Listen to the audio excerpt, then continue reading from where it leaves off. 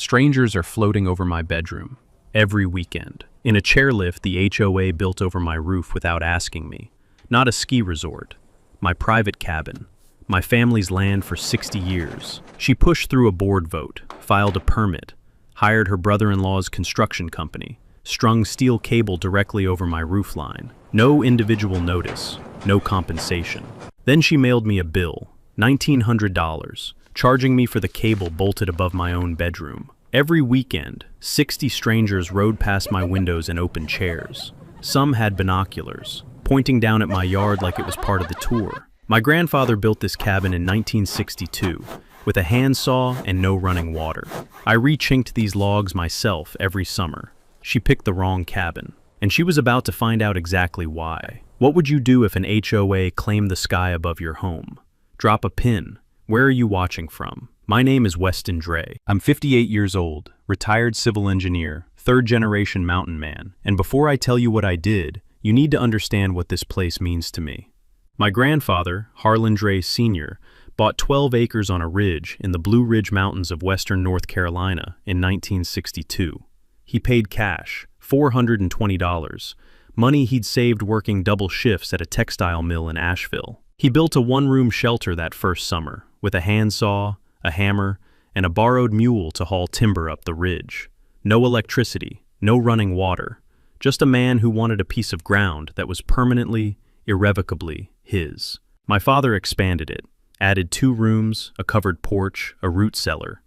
I grew up spending summers here, barefoot on pine needles, drinking from a spring-fed gravity system my father engineered himself. The cabin smells like cedar and cold stone, even in July. The gravel driveway crunches like cornmeal under boot heels. Every board, every log, every copper pipe fitting has a name attached to it. Somebody in my family put it there. I spent 11 summers of my adult life maintaining this place, replacing the roof, re-chinking the log walls, running new copper pipe when the old galvanized started to go. This is not a vacation property to me. This is the most important piece of real estate on earth. Then in 2009, the valley below my ridge was purchased by a development company. They platted 42 vacation homes and imposed a homeowners association, the Ridgecrest Mountain Owners Collective, RMOC. My parcel predated their entire development by 47 years, but because my driveway ran through a shared access easement, I was technically absorbed into their jurisdiction. I paid my dues. I showed up to meetings.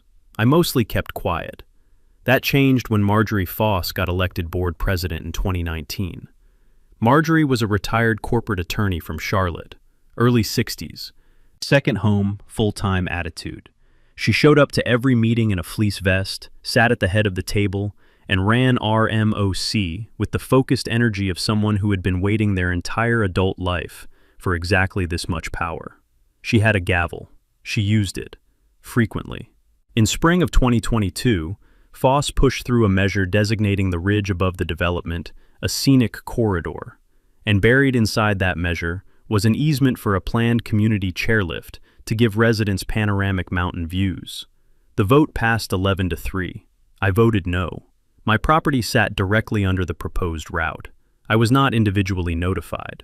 The board's legal position was that my driveway easement gave RMOC right-of-way over the corridor, including, apparently, the sky above it.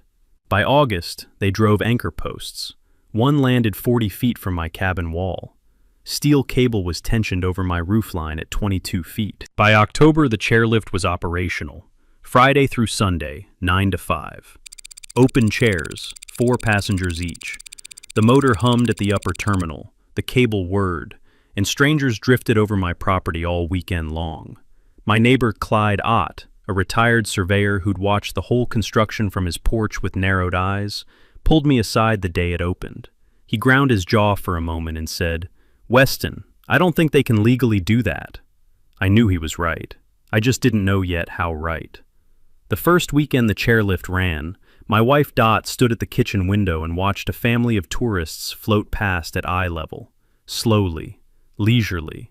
The mother pointed at Dot's herb garden. The father said something and they both laughed. Dot turned from the window, set down her coffee, looked at me with an expression I had never seen on her face before. "Fix this," she said. I nodded. "I will." I didn't start with speakers. I started with a letter. I'm an engineer. I believe in documentation, process, and giving people exactly one clean opportunity to do the right thing before you make their lives complicated. So, I drafted a formal written objection, 3 pages, single-spaced, certified mail, citing 3 specific concerns. First, trespass of airspace above my private parcel. Second, loss of quiet enjoyment of my property. Third, failure to provide individual written notice to directly affected landowners before filing the construction permit. It took me 2 weekends to write. It was precise, professional, and completely ignored. Marjorie Foss sent back a single paragraph on RMOC letterhead, signed in green ink. She cited a clause in the original CC and Rs, the covenants, conditions, and restrictions governing the development, that granted the board authority over shared infrastructure serving the collective scenic and recreational experience of the community. She noted the chairlift would increase property values across the development, which would benefit me. She used the phrase, "We appreciate your concerns," twice. She did not address the airspace question at all. I read it standing at my kitchen counter. Then I read it again. Then I set it down and looked out the window at the cable running over my roof line, catching afternoon light like a wire strung across a painting that didn't belong there. Fine. We'd do this the other way. I drove to the Haywood County Planning Department and asked to review the permit file for the RMOC chairlift installation. The permit had been issued based on RMOC's representation that all affected landowners had been individually notified. I had never received formal written notification, not a letter, not a phone call, not a knock on the door. The planning officer, a young woman named Talia, maybe 30, who had the look of someone processing her 14th frustrating conversation of the week, pulled up the file, scrolled through it, and went very quiet for a moment. Then she looked at me over her computer screen and said, "Mr. Dre, I can see there's a discrepancy." She filed an internal flag that afternoon. The county sent RMOC a letter requesting clarification. I drove home feeling, for the first time since October, like the ground was slightly more solid under my feet. That feeling lasted about 2 weeks.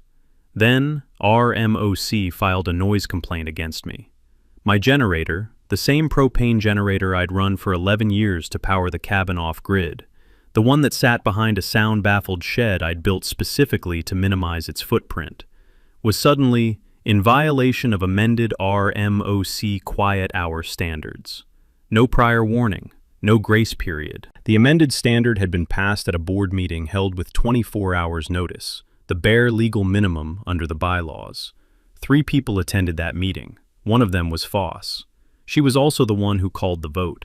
I'll give her credit for creativity. I genuinely will. I responded the way any engineer with 11 years of documentation habits would respond. I pulled out my phone, downloaded a decibel meter app, and spent the following 2 weekends recording every noise source on and around my property.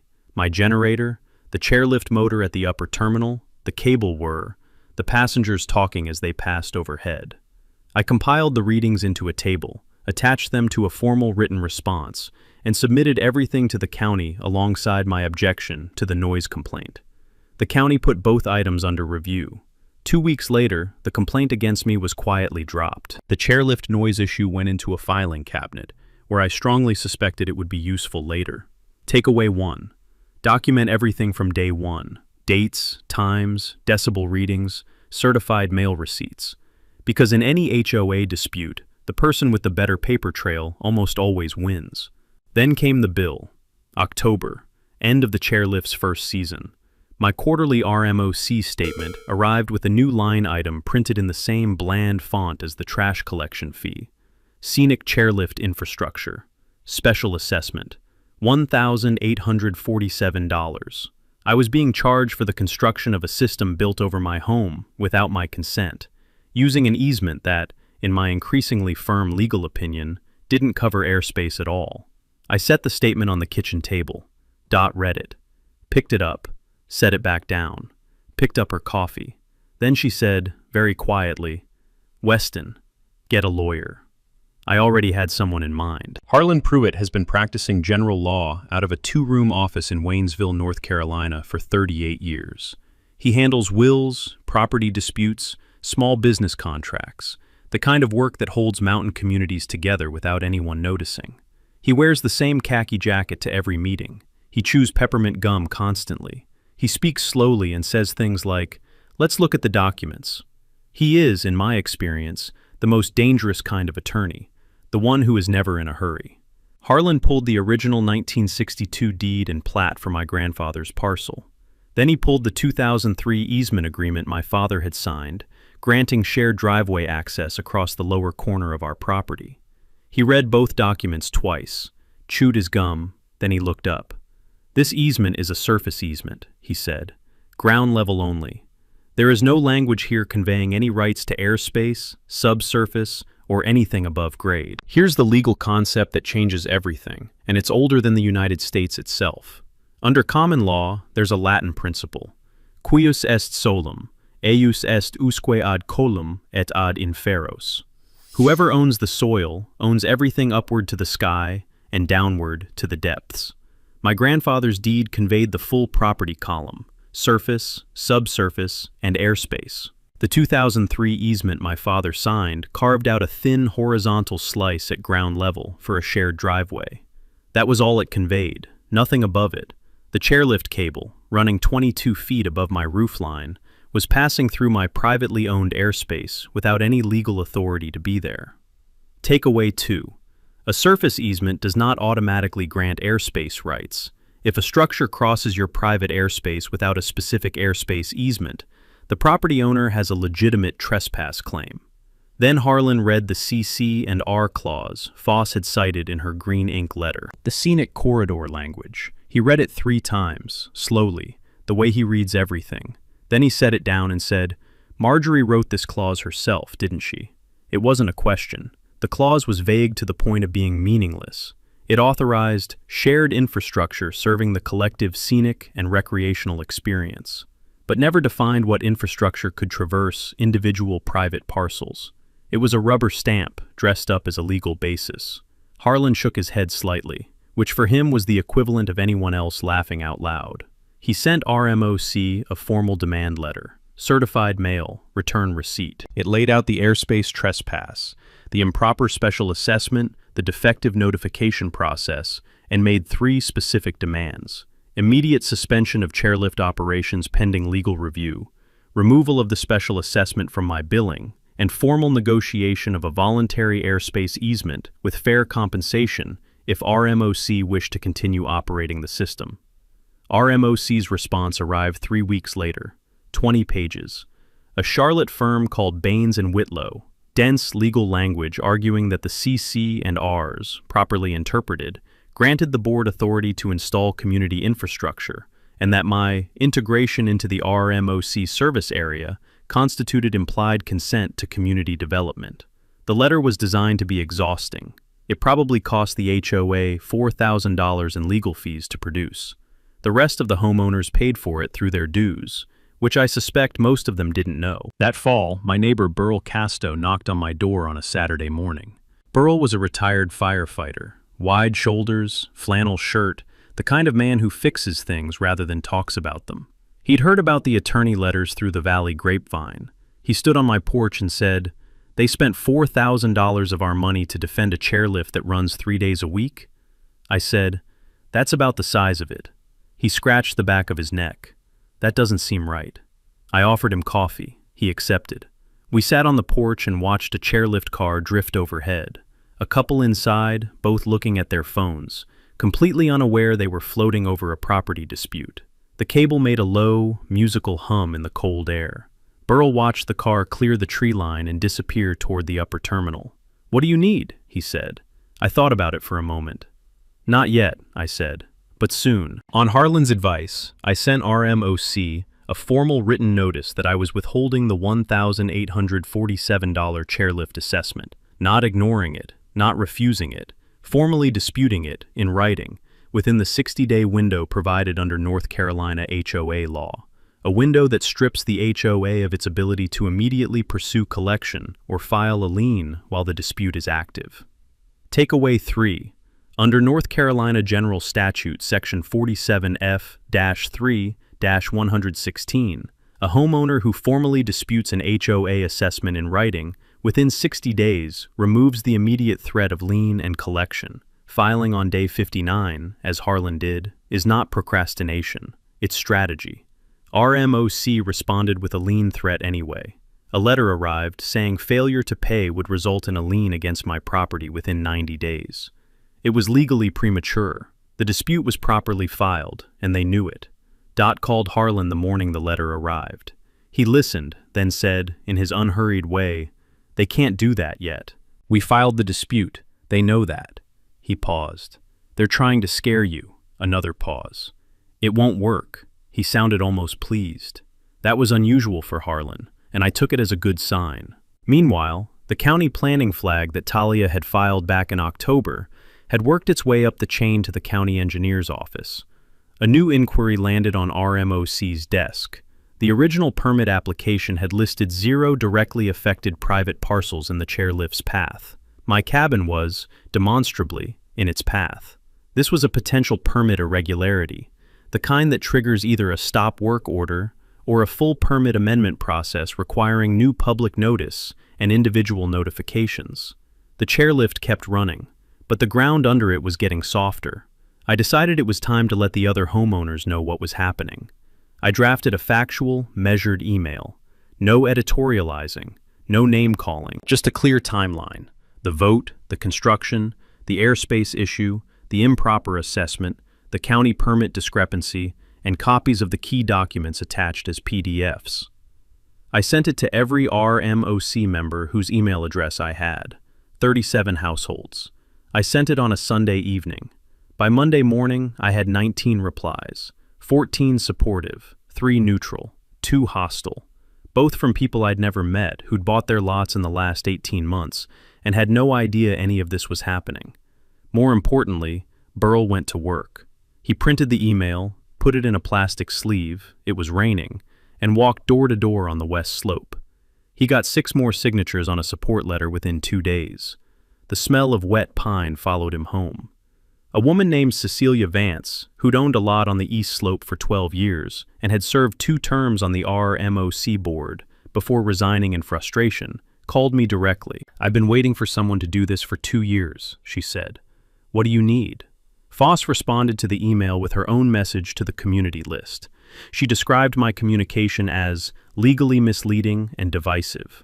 She cited an internal HOA estimate, claiming the chairlift had increased assessed property values by an average of 8%. She referred to me as part of a small number of dissatisfied residents, a phrase that landed poorly with people who knew that my family had been on this ridge since before the development company had even filed its plat. She did not mention the airspace issue. She did not mention the permit discrepancy. She did not mention that the county had an active inquiry on her desk. That was the moment I understood something important about Marjorie Foss. She wasn't just aggressive, she was a selective communicator. She only ever shared the facts that helped her, and buried the ones that didn't, which meant that as long as the other homeowners were getting their information exclusively from her, she had complete control of the narrative. So I walked out to my grandfather's workshop at the back of the property that weekend. The place smelled of old motor oil, sawdust, and the cold metallic tang of tools that had been hanging on the same hooks for 40 years. Burl had helped me haul in 4 components the previous weekend. Nothing was assembled yet, but I stood there for a long time, looking at the parts, thinking about what a civil engineer knows about sound, about resonance, about the acoustic signature of structural failure. Then I called Harlan. "I think it's time to be less quiet," I said. "I agree," he said. "Let's build the case." Harlan had filed a public records request with Haywood County for every document related to the RMOC chairlift permit, application, supporting materials, correspondence, and any internal county review notes. Standard procedure. These requests typically take 30 days. Ours came back in 14. 312 pages, delivered as a digital packet. Most of it was boilerplate, standard engineering diagrams, contractor insurance certificates, municipal processing forms. I read through it on a Tuesday night at the kitchen table with a cup of coffee that went cold somewhere around page 150. On page 218, I stopped. It was a letter from the RMOC board to the Haywood County Planning Department, dated March 2022, signed by Marjorie Foss in her capacity as board president. The letter certified, in plain, unambiguous language, that all private property owners whose parcels intersect the proposed chairlift corridor have been individually notified and have provided written acknowledgement. I had never signed anything. I had never received written notice. I had never provided written acknowledgement of any kind. Marjorie Foss had told the county, in writing, under the standards of a government permit application, that I had been notified and had acknowledged the project, and neither of those things was true. I sat with that for a moment. The fireplace was going. The cabin was warm. Outside, the chairlift cable was still and silver in the cold night. Then I kept reading. On page 241, there were the minutes from the RMOC board session, at which the chairlift construction contract had been awarded. The contract went to a company called Ridgecrest Summit Builds LLC. I wrote the name down. The following morning, Cecilia Vance ran a corporate records search on her laptop. It took her 8 minutes. Ridgecrest Summit Builds LLC was registered to a holding company whose principal officer was a man named Denton Foss, Marjorie Foss's brother-in-law. The contract had been awarded to a family member's company, at a board meeting where Marjorie Foss had voted yes, without any disclosed conflict of interest. I called Harlan. It was 10 at night. He answered on the second ring, which told me he'd been waiting for this call. I read him both findings. He was quiet for a moment, the particular quiet of a man doing rapid legal arithmetic in his head. Then he said very evenly, "Weston, they gave us the whole thing. Here is why that matters practically, not just morally. Under North Carolina HOA law, board members owe a fiduciary duty to the homeowners they serve. Voting to award a contract to a family member's company without disclosing that relationship isn't just ethically wrong. It's a potential breach of fiduciary duty that can void the contract, expose the board member to personal liability, and form the basis of a formal complaint to the North Carolina Real Estate Commission." Takeaway 4. HOA board members in North Carolina carry fiduciary responsibilities. Awarding contracts to undisclosed family members can invalidate those contracts and trigger personal liability, not just a slap on the wrist. And the false certification to the county was a separate problem entirely. Filing materially false representations in support of a government permit application is not a technicality. It's the kind of finding that makes government agencies very interested, very quickly. I sat on my porch that night and looked at the cable for a long time. The mountain was quiet. I didn't feel triumphant. I felt like a man who had just found load-bearing rot in a wall someone had told him was solid. What I did next would determine everything. Harlan gave me the option of a private settlement, take a negotiated payment, accept a formal airspace easement, make the special assessment disappear, sign something and move on. I thought about it for exactly 1 weekend. Then I called him back. "No," I said, "I want this done in the open. I want every homeowner in this development to know what their dues paid for." Harlan was quiet for a moment. Then, "All right, let's build the trap." We had 4 components to assemble. The first was the legal filing. Harlan prepared formal complaints to the North Carolina Real Estate Commission and the State HOA Dispute Resolution Office. The complaints cited Foss's false certification to the county, the undisclosed conflict of interest in the construction contract, and the improper special assessment. These weren't lawsuits.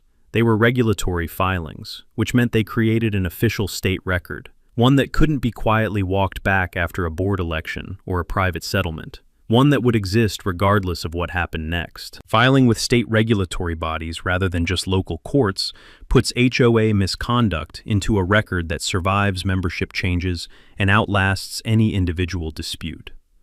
The second component was the homeowner coalition.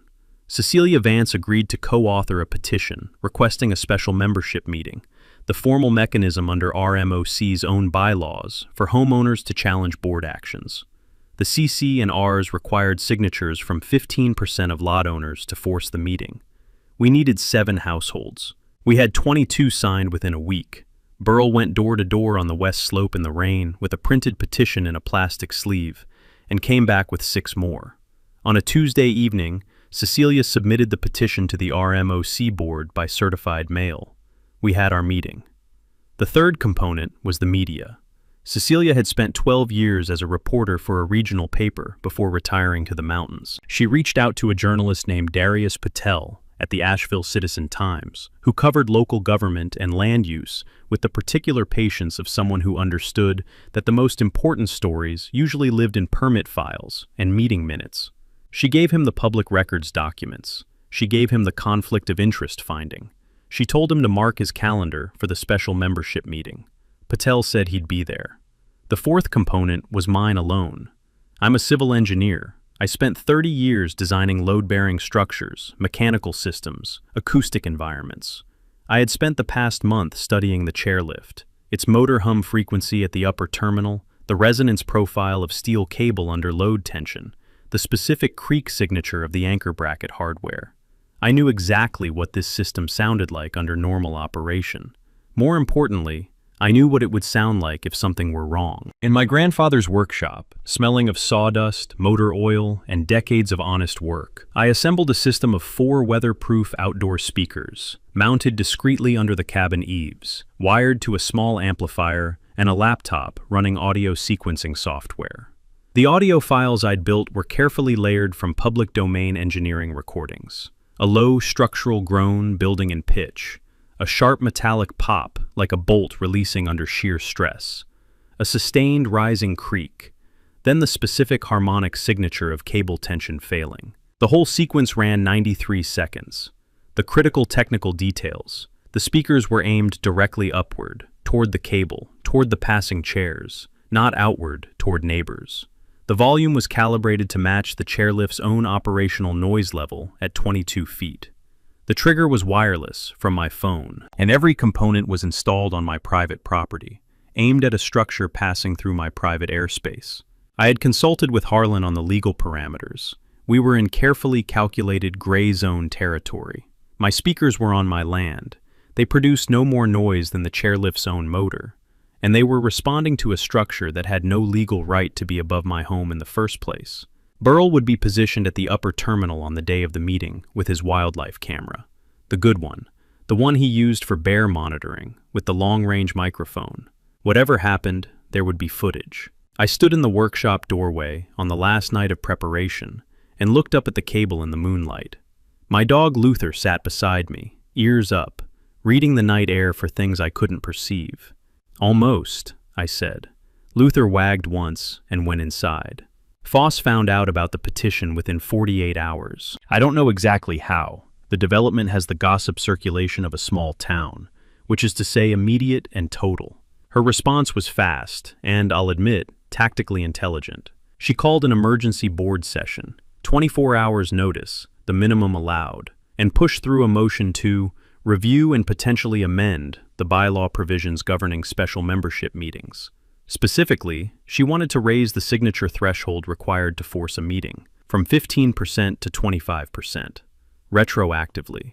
While our petition was sitting on the board's desk, 3 board members voted yes, 2 voted no, 1 abstained and afterwards sent Cecilia a text that said simply, "I'm sorry, I felt pressured." Harlan filed an immediate objection with the HOA Dispute Resolution Office the following morning. His argument was clean. Amending a procedural bylaw in direct response to an active petition with the evident purpose of defeating that petition is textbook bad faith. And North Carolina courts have consistently held that retroactive bylaw changes cannot be applied to nullify a petition properly filed under the previous rules. The amendment was a paper tiger. Foss had spent political capital on a move that wasn't going to work, and Harlan's filing made sure the record reflected exactly what she'd tried to do. Then she went personal.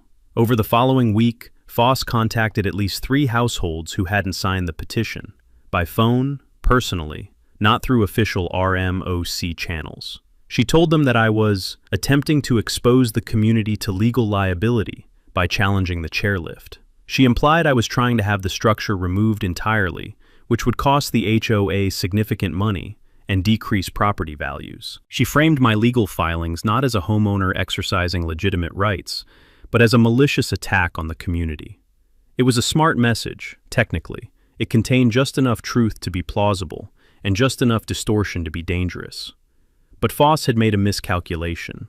A retired schoolteacher named Verna Pell had a habit of recording her phone calls, 20 years of it, for personal reference, because her memory had gotten unreliable and she liked having a record.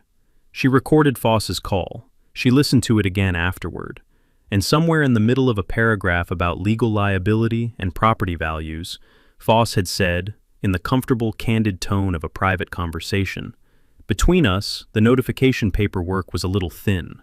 The lawyers are handling it." Verna listened to that part 3 times. Then she called Cecilia. "I'm sending you something," she said.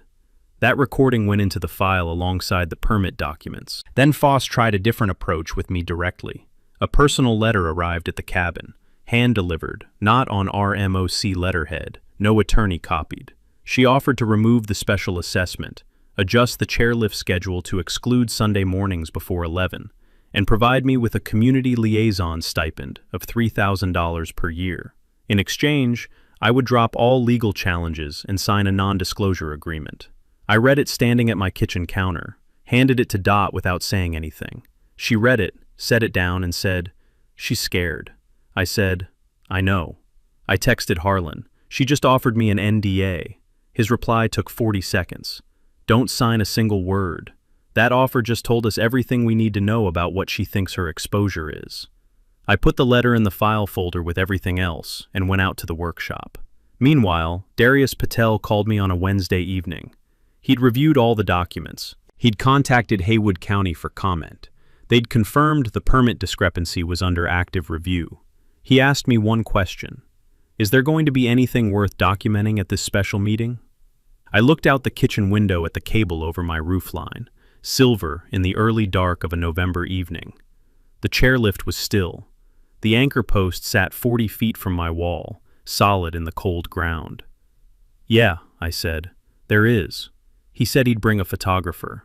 I went back to the workshop. Luther followed me in and settled on the old rug by the door.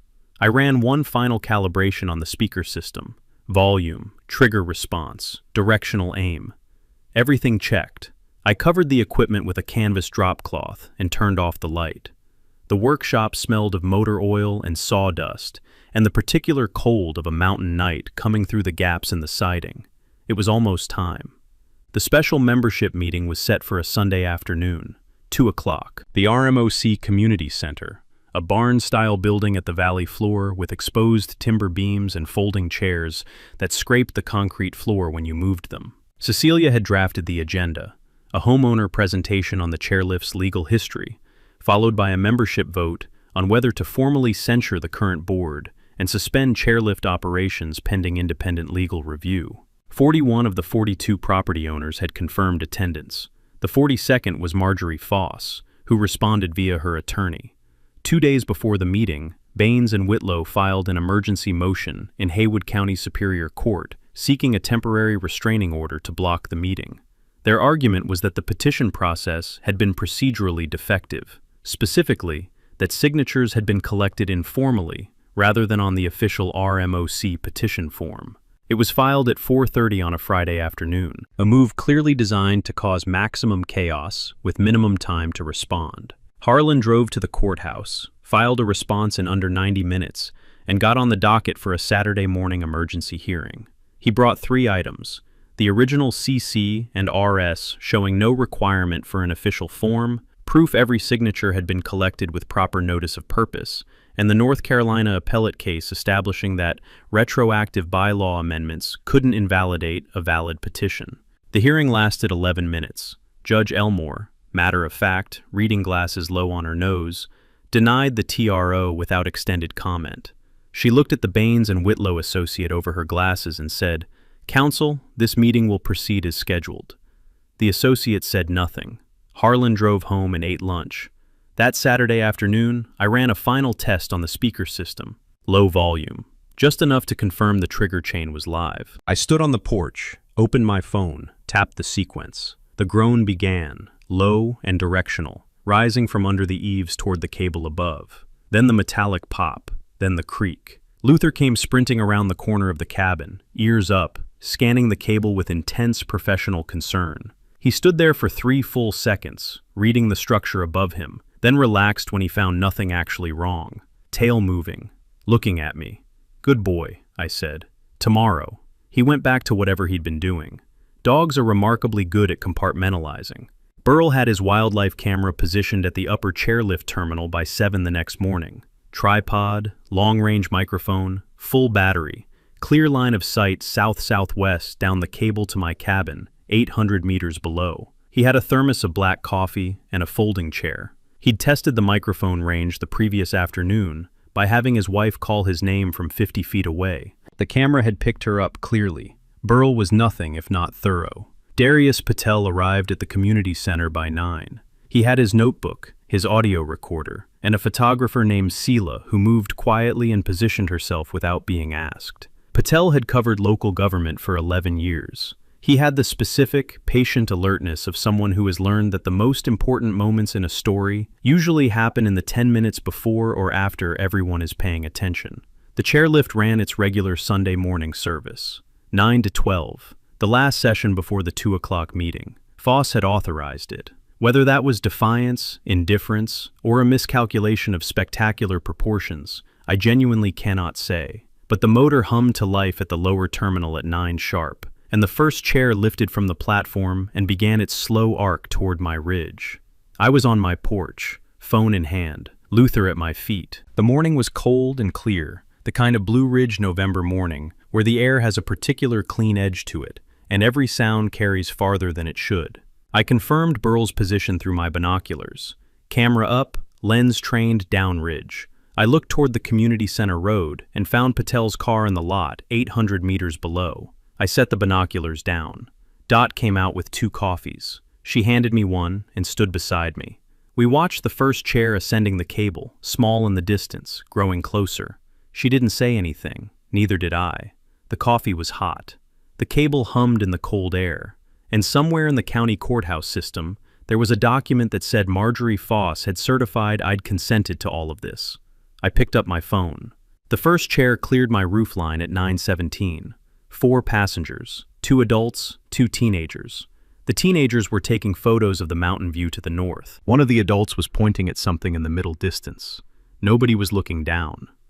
Then the sound began rising from below them, from under my eaves, aimed directly upward at the cable and the chair passing above. A low structural groan. Not loud, about the volume of a diesel engine idling a block away, but directional and immediate, and carrying the specific acoustic signature I had spent 3 weeks calibrating to match this exact structure. Then a sharp metallic pop, the sound of a bolt releasing under sheer stress. Then the creak, rising in pitch, sustained. The particular harmonic that every human nervous system has been calibrated by millions of years of evolution to recognize as something large and load-bearing that is failing. The sequence built over 15 seconds. One of the teenagers grabbed the chair frame with both hands. The adult man stood up involuntarily, the pure reflex of a person whose body decided to act before his brain had finished processing, and then sat down hard. The woman said one word that Burl's microphone caught with perfect clarity from 800 meters away. Stop. The chair rocked from the sudden movement. It kept moving. Nothing had actually failed. No cable had snapped. No bracket had sheared. But for approximately 20 seconds, 4 people in an open chair 22 feet above my roofline had experienced the specific, vivid, full-body terror of a structural emergency over a mountain valley. The second chair was already ascending. The passengers in the first chair, clearing the cabin and catching their breath, were gesturing back urgently, pointing downward. The lower terminal operator had his radio up before the first chair reached the midpoint. The motor cut. Both chairs stopped, swinging gently on the stationary cable in the November air. The lower terminal operator ran to the anchor post on my property line and began inspecting it. He found nothing wrong. He looked up at the cable. Normal tension. Normal hardware. He called the upper terminal. He called the main operator line. He followed every protocol he was supposed to follow, because he was a conscientious employee who had heard something that concerned him and responded correctly. RMOC suspended chairlift operations pending structural inspection. The chairs hung still over my ridge. The cable caught morning light. Burl called me at 9:24. I got all of it, he said. Every second.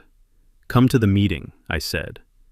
By 2 o'clock, the community center was full in a way it had never been full before. every RMOC property owner. Some had brought neighbors from outside the development. Folding chairs were borrowed from the adjacent storage room and arranged in extra rows.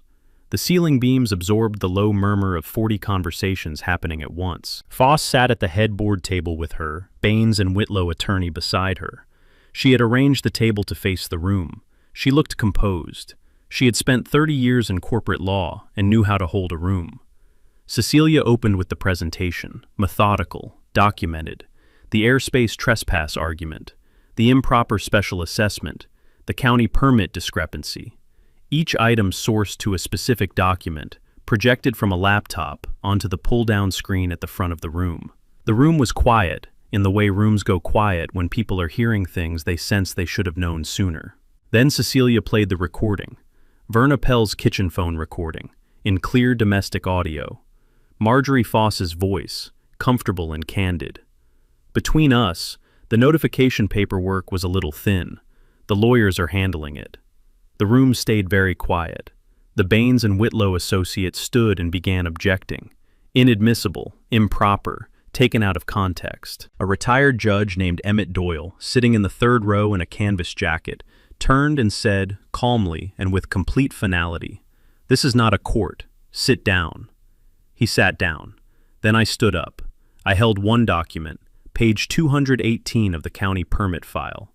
I held it up so the room could see it. "This is a letter Marjorie Foss signed and submitted to Haywood County," I said. "It certifies that I was individually notified of the Chairlift project and provided written acknowledgement. I never received notice. I never signed anything. I never acknowledged this project." I set the document on the table in front of me. "I am not trying to destroy this community.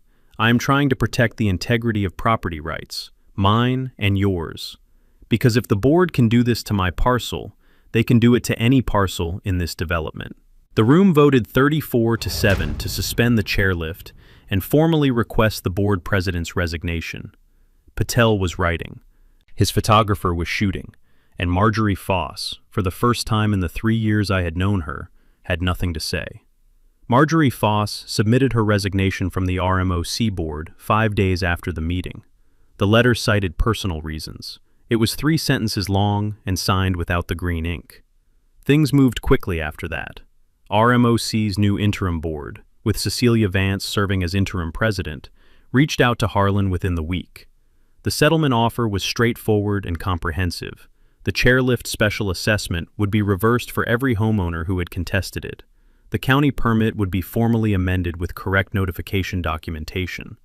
And RMOC would enter good faith negotiation with me for a voluntary airspace easement at fair market value, or, if no agreement was reached, would undertake an engineering review of an alternate chairlift route that didn't cross private parcels. We negotiated for 2 months. In the end, RMOC paid me $28,500 for a permanent airspace easement above my property, and the chairlift schedule was amended to exclude Sunday mornings before noon. My family gets quiet weekend mornings again. Dot made pancakes the first Sunday after the agreement signed. We ate them on the porch. The cable was still. Luther slept in a patch of sun by the door. The county's permit review concluded that the original permit had been issued based on materially incomplete representations. RMOC was required to submit a full amended permit application, a process that took 4 months and kept the chairlift offline through the entire winter season. The construction contract with Denton Foss's company was reviewed by the interim board and referred to the North Carolina Real Estate Commission for investigation into Marjorie Foss's conduct as a board fiduciary. The contract had been awarded at a price approximately 18% above the second lowest bid.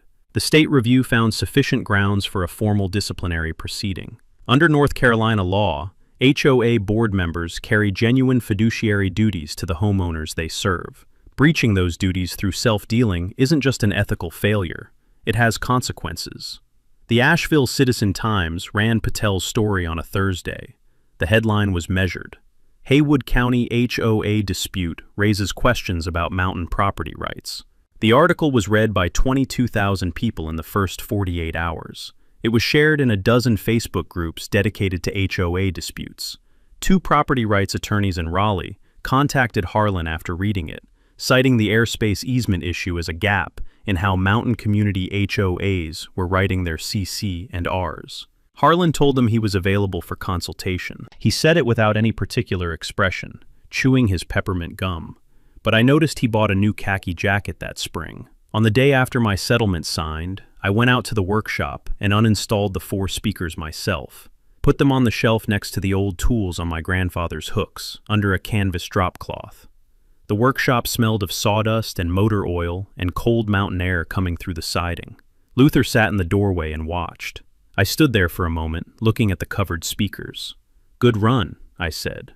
"The best outcome from all of this, the one that made the whole thing feel like it had weight beyond my property line, came out of the spring membership meeting, the first one under Cecilia's interim leadership. The new board established the Ridgecrest Mountain Heritage Scholarship, $2,500 per year, funded in part from the recovered overpayment on Denton Foss's construction contract, awarded annually to a Haywood County High School student pursuing a degree in land management, environmental law, or civil engineering. Burl donated the first year's contribution personally. He wrote the check at my kitchen table, using a pen he borrowed and didn't return. That following spring, Dot and I sat on the porch on the first Sunday morning the chairlift ran under its new schedule. Late start, quiet morning. The chairs moved overhead in the clear air, passengers enjoying the mountain view.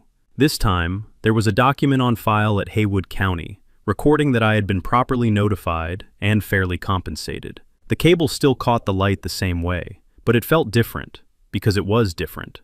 My grandfather built this place to last. Turns out, so did the rest of us. $28,500.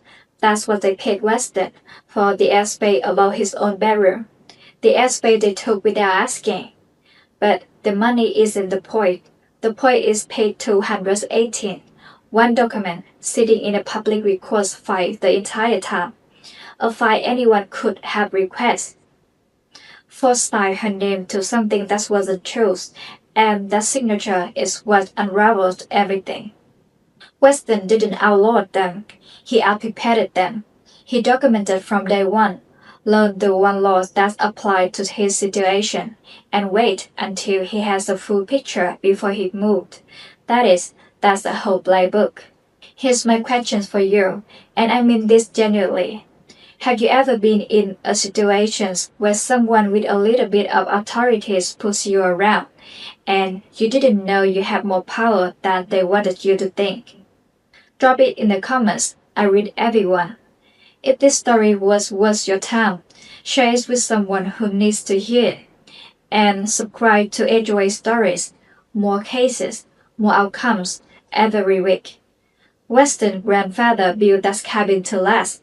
Turns out, so did he.